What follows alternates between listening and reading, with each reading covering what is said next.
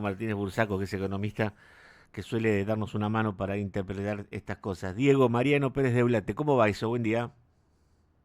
¿Qué tal, Mariano? Buen día, gracias por llamar. Gracias por tu aporte. Bueno, yo comentaba antes de hablar contigo el número de inflación de junio, que mostró, digamos, una vez más, 3 meses, si no me equivoco, de baja de la inflación, que por supuesto el gobierno lo celebra porque lo interpreta como una buena noticia. Pero yo decía antes de hablar con vos, ojo con el tenor de los festejos, porque ya pasó que la inflación bajó y después se enfrentó por X motivos a una nueva racha alcista. ¿Cómo están viendo en el mundo económico este tema? ¿Esto podemos decir que el resto del año se podrá mantener así? ¿Vamos a tener de nuevo una inflación hacia arriba? ¿Qué proyección o qué pueden estar mirando ustedes los economistas con este tema? Bueno, a ver, es una pregunta amplia, difícil de responder porque, a ver, un poco lo que se motorizó de inflación en la última parte del 2025 y principio del 2026 fueron dos factores que por ahí no estaban tanto en la agenda. Recordad que el primero fue un poco la consecuencia del movimiento del tipo de cambio de cara a las elecciones de medio término, ¿sí? Claro. Que eso terminó finalmente arrastrando una inercia inflacionaria cuando todos o la gran mayoría de los analistas y mismo del propio gobierno señalaban que no iba a haber pass-through, lo que se llama el traslado del movimiento del tipo de cambio a precios. Después terminó ocurriendo, entonces ahí ya tuviste un primer efecto que no estaba en la agenda.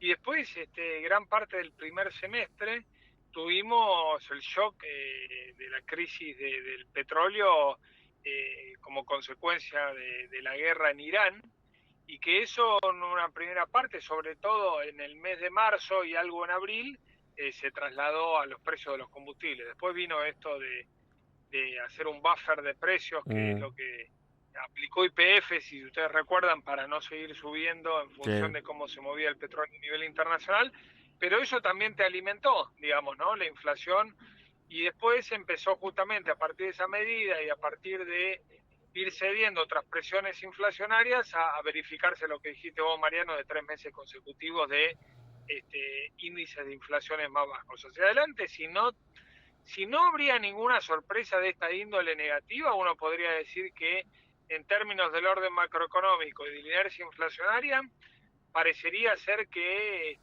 la tendencia a la baja de la inflación debería continuar. El tema es la velocidad de la baja. Claro. No, y además, yo no soy economista, pero intuyo que para ese cálculo también se está tomando que el dólar se va a mantener más o menos así, algunos meses incluso perdiendo contra la inflación, ¿no? Si el dólar está controlado es muy probable que no pase a precios y bueno, eso también va a influir, supongo. Sí, a ver, el dólar estuvo relativamente estable. Hoy tenemos más o menos, cuando uno mira el dólar MEP, sí, que es el dólar del mercado de capitales, es el mismo nivel que teníamos en noviembre, y en el medio corrió inflación, es decir, que hubo inflación en dólares en la Argentina.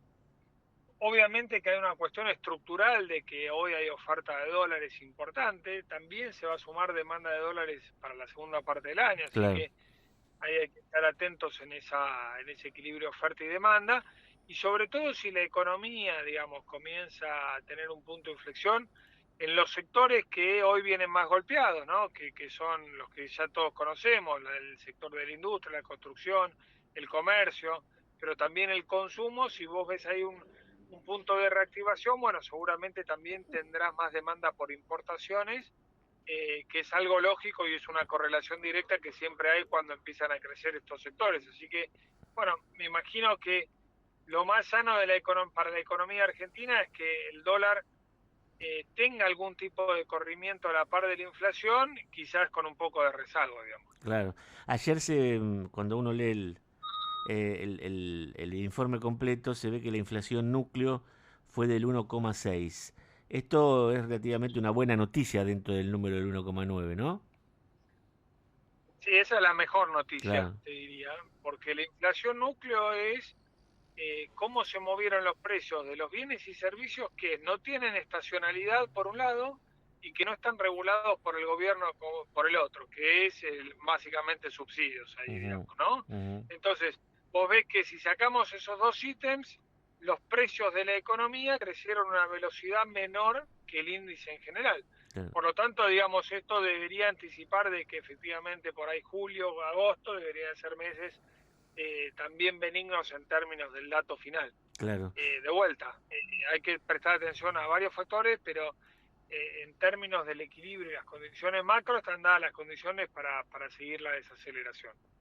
Ayer se celebró mucho que el Central compró 532 millones, el dólar bajó, de hecho, por abajo de los 1.500. ¿Cómo hay que leer eso? Bueno, es una buena noticia que sigue el proceso de acumulación sin lugar a dudas. Esto se da en un contexto también donde muchas empresas colocaron deuda en dólares y liquidan esos dólares y aprovecha el Banco Central para comprar también. Claro. Pero bueno, nada, es una política de continuidad desde enero de este año que fue anunciada y creo que es muy sano lo que están haciendo porque en definitiva también iniciamos esta charla remontándonos a lo que pasó en el periodo de elecciones del año pasado de medio término, donde Argentina no tenía justamente el Banco Central poder de fuego de dólares, y hoy, digamos, esta acumulación te va a permitir llegar mucho más robusto en términos de cualquier shock inesperado para que lo puedas atender, pero también ayuda y contribuye a la caída del riesgo país que estamos viendo y que permite que la Argentina esté un pasito más cerca de poder financiar voluntariamente los vencimientos del capital de su deuda. Sí, claro, también esto de alguna forma va a influir en lo que hablamos antes, ¿no? En cómo se mantenga la inflación, porque esta compra impacta sobre el valor del dólar, si el dólar sigue bajando, es todo, está todo como relacionado y como si fuera un rompecabezas también esto. Sí, lo que te da también la estabilidad o si querés la baja de la inflación es que va a permitir empezar a recuperar los salarios reales obviamente de los sectores que las empresas pueden afrontar ajustes salariales, también aumenta la productividad de la economía. En definitiva, como decís vos, es medio un círculo virtuoso que a veces va más rápido, a veces va más lento, y a veces se requiere justamente de más paciencia para que el derrame de los sectores que realmente estén bien empiece a llegar al resto. Obviamente que no podemos desconocer que el año que viene vamos a tener elecciones presidenciales, claro. que vamos a volver a tener ruido político ahí, pero bueno, en definitiva es como está armado el esquema electoral, pero yo creo que deberíamos tener un buen segundo semestre de la economía, al menos cuando lo comparamos con el primer semestre. Y te hago la última. ¿Cómo estás viendo este proyecto? Por ahora es un proyecto, pero yo te digo la idea conceptual de modificación de la Carta Orgánica del Banco Central, que en principio supuestamente es para sacar algo que se había introducido creo que en el kirchnerismo y que desvirtuaba, supuestamente, según el discurso oficial, desvirtuaba la concepción de para qué estaba el Banco Central.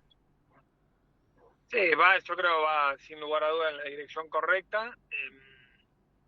Es un paso hacia la institucionalidad y a la potencial autonomía del Banco Central, y de recuperar, nada, si se quiere, una herramienta importante, y no habilitar, digamos, lo que pasó durante muchísimos años en la Argentina, es que el Banco Central estuvo a merced de las arcas del Tesoro, digamos, ¿no?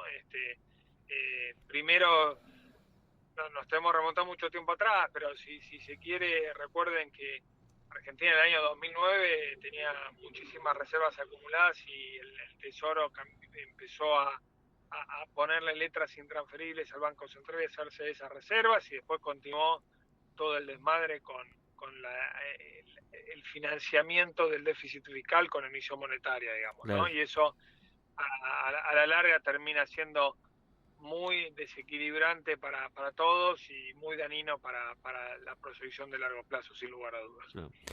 Diego, gracias por tu tiempo, como siempre, te mando un gran abrazo. Gracias, Mariano, que estén bien. Un abrazo para todos. Diego Martínez Bursaco, economista, 8:41.